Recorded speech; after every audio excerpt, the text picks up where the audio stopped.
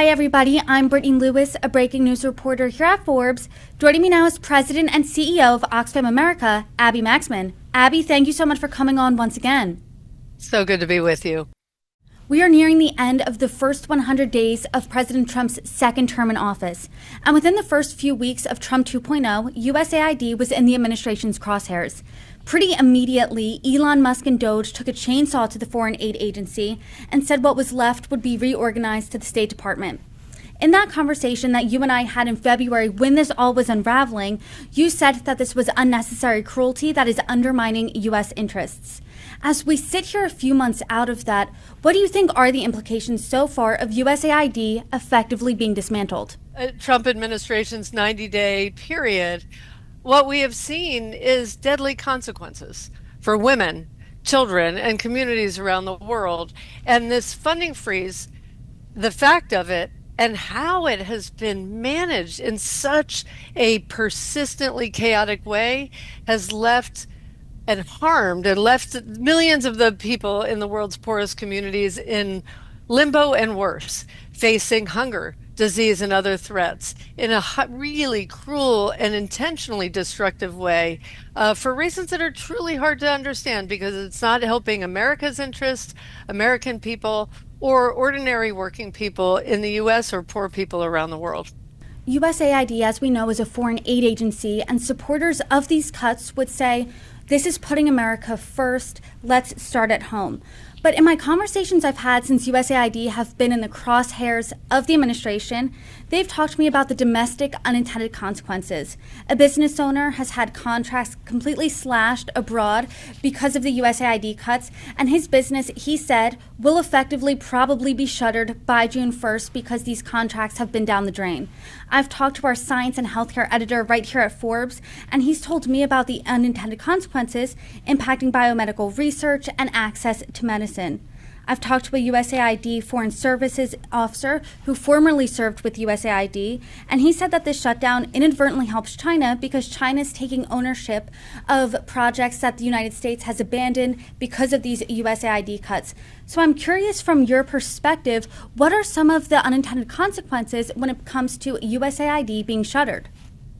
We have watched as the world's richest man seems to take pride in taking away life-saving programs for children in some of the world's poorest communities. And these deadly consequences are far-reaching. And as you said, this starts here in the United States at home. There's a simple life-saving peanut paste that's commonly used to save the lives of children dying of hunger around the world. And it's made with peanuts produced by Georgia farmers.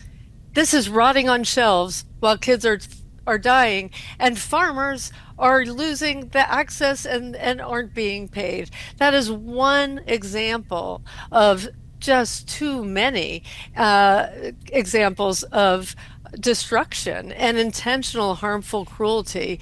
It seems to be that this administration is using cruelty and testing the limits of undermining our democracy, because in these 90 days, we still don't have the full picture of what the U.S. government even is planning to do.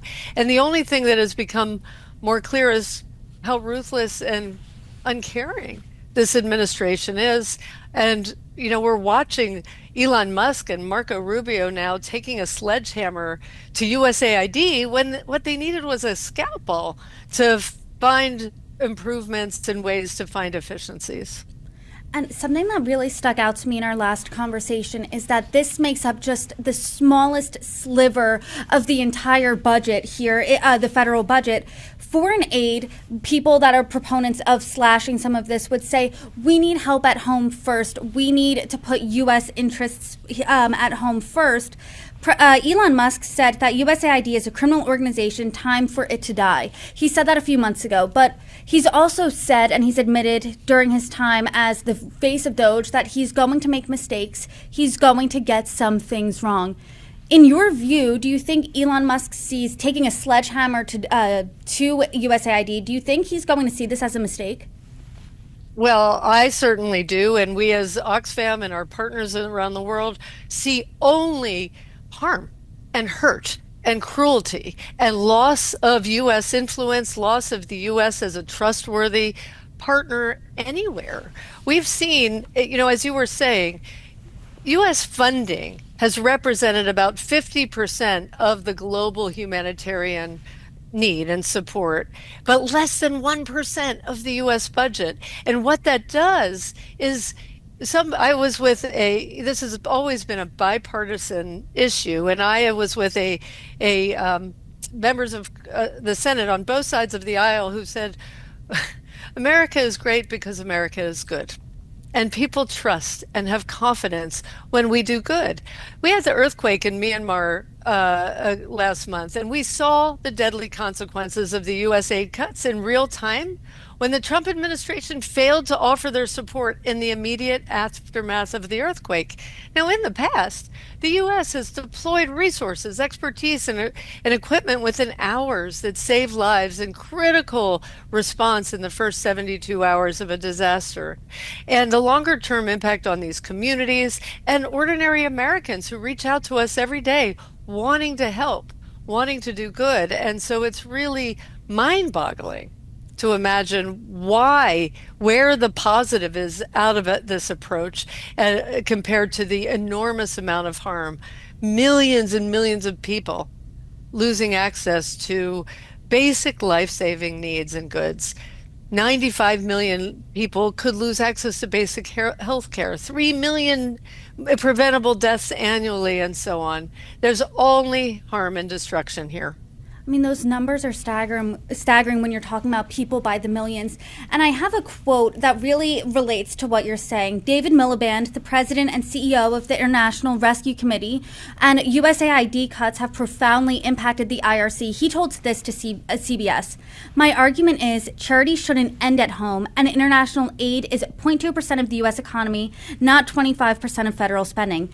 It's a strategic investment, it's a moral investment, and it's an impactful investment. And we talked about how it's a moral investment, but how can you touch on how is it a strategic and impactful investment? Well, the U.S. has built a bipartisan legacy of providing life-saving assistance and aid in emergencies and longer-term support that help create more stable communities around the world. A healthier world is good for America and your average ordinary American. These cuts are making the world more dangerous and unstable for us all. Global health, food security, and disease prevention are not a thing one can do effectively in isolation. And we're watching destruction, cuts in access to medicines and disease prevention that also is part of a global world and ecosystem. And we just can only see, and I agree fully with the quotes you shared, the cuts are making the world more dangerous and unstable and putting millions of lives at risk. I don't know how that is good for your ordinary American, working Americans who care about our common humanity. We have supporters who reach out to us all the time who want to understand what's going on and how they can help. This flies in the face of it. And you're saying there's also this loss of U.S. influence globally when it comes to these USAID cuts. And you told me before, back in February, that other donors and governments follow the United States' lead when it comes to giving. Seeing that we are giving less now because of these USAID cuts, are you seeing that happen now where other organizations, other governments, other nations are already starting to give less too? Well, we have seen other governments make changes to how they give to foreign aid and foreign assistance. And unfortunately, I think with the U.S. being so unreliable, it's changing how everyone works together. Global cooperation and coordination, which has been so fundamental to making incredible life-saving and life-changing measures and actions for global health, global food security, and just the dignity and security of people living in poverty around the world, in the most marginalized communities around the world. So this is a time of, this very dangerous and what could have been entirely avoidable pendulum swing that is putting millions of lives on the line and undermining the reputation of the United States as a partner in many of the global issues we must work together on to tackle. I'm curious how this changes your job specifically. When you guys have boots on the ground internationally, what does that look like? Because people are looking, from what you're saying, at the United States differently. I know it feels like a much unsafe or less safe place for our partners and my colleagues and our staff who work around the world. People are questioning what's happening. Why is this all being upended? We know that U.S. humanitarian programs, as one aspect of foreign assistance, have saved and improved millions of lives. And that is the majority of Americans really have supported these over decades. Again, it's been a bipartisan issue. And for us, we believe we have a responsibility to fight on behalf of everybody who cares about this incredible support and the generosity of the American people in a way that does not undermine what is done for working Americans here. You gave the example of a small business being harmed, supply chains being devastated, farmers who contribute and whose food is supporting life-saving work around the world is going to waste on shelves, and they're not being paid, and they have contracts being taken away from them. And we are going to continue fighting, calling on Congress to take bold and unified action to hold the line against these really destructive changes. And we are also continuing our lawsuit to support U.S. foreign aid and foreign assistance. Talk to us about that lawsuit a little bit and what you're doing specifically when it comes to calling on Congress, because you told me last time this was an illegal assault on an independent agency, and a federal judge last month said that Musk and DOGE's attempts to dissolve the agency, quote, likely violated the United States Constitution in multiple ways. So talk to us a little bit about that legal fight. Well, we continue to have our case in court. The Trump administration has tried to dismiss our case, despite our clearly demonstrating the harm that their reckless and illegal attacks have caused to organizations like Oxfam America and our partners around the world. We don't accept directly U.S. government funding, but we're watching everything collapse and resources that are dependent on each other to save lives really under extreme threat, and people are dying. And most importantly, we are doing this because of the communities we work with every day who are caught in this life-threatening crisis. So just this week, we are filing a motion challenging the U.S. government's attempt to dismiss our lawsuit. We believe we have both the law on our side because the actions are illegal, and the moral obligation to continue to do what's right for people around the world and people in this country. And you've compared before to me that this is essentially like a spigot where you just turned off aid and that's essentially it. Let's say you are successful. Will it just be that easy to turn that back on? Will you have to set up more things in place? I mean, what does that look like? Well, the destructiveness is so far reaching. When you just think about the expertise, the employees of USAID, of other organizations who've relied on U.S. government funding, having to cut and get rid of, basically fold their staff and their structure. These are people who bring expertise, experience, and as a sector, we have decades of learning where we have improved how we deliver humanitarian aid in partnership with others so it is more sustainable and lasting and helps people through crisis, and looks at both the causes and the consequences of poverty, inequality, and the harms that they are experiencing. So it will take a lot to rebuild, of course, but there are incredible amounts of learning, people, knowledge, skills, experience that would need to be put back in place. So the way this has been done under the guise of efficiency, I really could not think of a more inefficient, destructive, and wasteful way of implementing any changes. And that notion of taking a sledgehammer rather than a scalpel really keeps repeating in my mind, because as I witness our work around the world, from Burkina Faso to the Democratic Republic of Congo, to our work anywhere around the world, the harm is significantly outweighing the good. And to the point of the way that this was done, it was essentially done dismantle most of USAID, reorganize the rest to the State Department. How do you think that's been going, what's left of USAID in the State Department?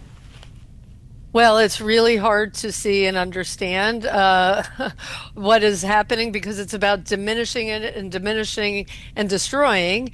It's unclear how it's going to show up, but there's a reported additional 30 days of review that has just been announced because we're 90 days in, and this is another unexpected development in this chaotic process about this transition to State Department. It's leaving organizations and people living in or who are relying on the US and its aid in limbo. And, in our view, the administration has all the evidence they need that their decisions and actions so far are having deadly consequences. And it's not clear what the additional time will focus on, how these changes, because it's all rumors and chaos and rescinding of direction. The changes are happening to partners around the world every day. So it seems that more cuts are not out of the question. And I don't see how both from an organization perspective under state and this highly diminished approach to aid is going to be a better setup than what we've experienced and learned and seen improving the lives of millions over the many years. I think something that has really struck me, and I've echoed this in the beginning part of this conversation, is just how when you think about a foreign aid agency being effectively dismantled, it's hard to sometimes think about the impact that it has domestically here at home. And talking how it impacts healthcare here, how Johns Hopkins research has been effectively kneecapped, how this is impacting businesses here, veteran-owned businesses in the United States. And President Trump has ran for the first time and now the second time on this America First platform. The majority of voters agreed with that approach. He said before, we get tired of giving massive amounts of money to countries that hate us. Do you think that cutting USAID is an America First approach? What would you say to those people that support that? I think it is not correct. I think it's the opposite. I think the stories are being told to distract from the fact that the world's richest man and the United States president are trying to force a tax cut that will benefit the richest people in the United States, the elite, the super elite and the super wealthy, while taking away from the poorest people around the world. This is really a case of reverse Robinhood, and we're seeing it affecting ordinary people here.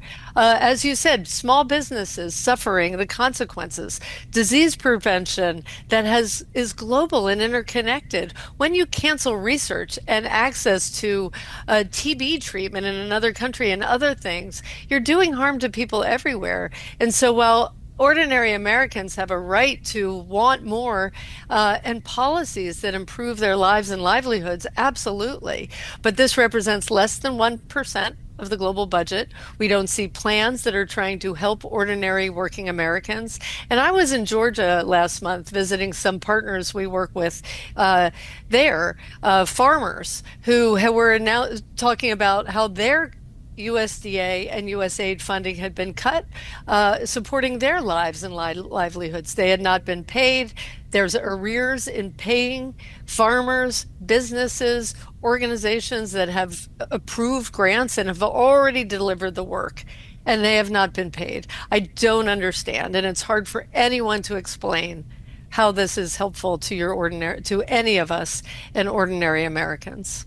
I know that you said your lawsuit's in court right now, but what else are you looking out for next? Well, we are monitoring the situation to see what happens, what these parent restructuring will bring. We are continuing to try to work to keep our life-saving programming going, but it's very difficult because of how much everything has been upended. And there's a reliance on how, when we work on clean water and sanitation, it needs to be connected with global, with health and other interventions that are happening in countries. And so everything is overstretched. We are trying to do our best to protect lives and livelihoods. We look at both the causes and consequences of poverty and inequality.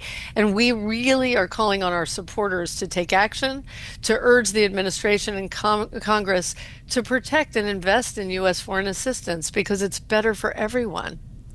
As I said before, I'm saying it again, this situation continues to be developing. And as we see movement with your lawsuit or movement when it comes to USAID, I hope you can come back on and comment on it. Abby Maxman, thank you so much for your time today. I really appreciate it. Thank you. It is such a pleasure to be with you, and we're so grateful that you're bringing attention to these vitally important issues.